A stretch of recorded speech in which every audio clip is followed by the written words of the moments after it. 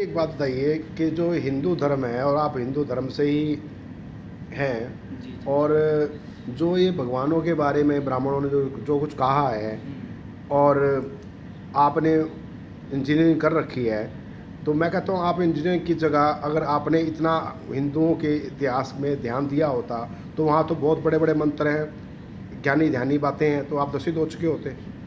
ऐसा है, देखिए, मंत्र तंत्र ये सब जो है ना, ये प्रोपोगेंडा है।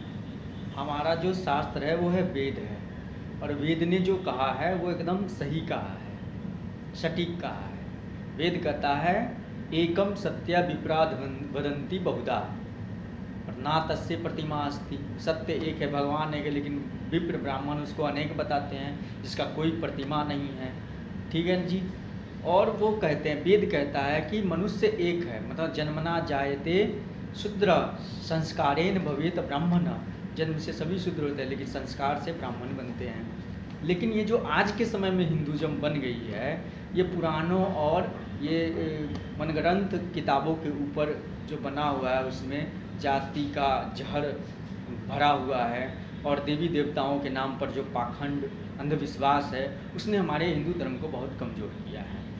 तो सच्चा कौन है आज के टाइम नहीं, जो देखिए, ये जो प्रोपेगेंडा है, ये जो अंधविश्वास है, इसको ख़त्म करने के लिए हमारे देश में बहुत सारे आंदोलन हुए। उसमें भक्ति आंदोलन है, गुरु नानक देव जी का आंदोलन है।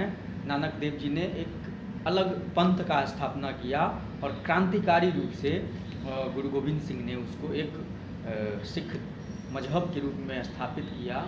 और उन्होंने केस, जो हमारे ऋषि मुनि धारण करते थे, केस दाढ़ी, हमारे ऋषि मुनि सुरक्षा के लिए तलवार भी धारण करते थे, तो उनको भी उन्होंने उसका भी मान्यता दिया, और उसको धारण करने का प्रत्येक सिखों को आदेश दिया। तो आज के डेट में अगर मुझसे आप पूछें, तो असली हिंदू भाई साहब वो सिख लोग हैं।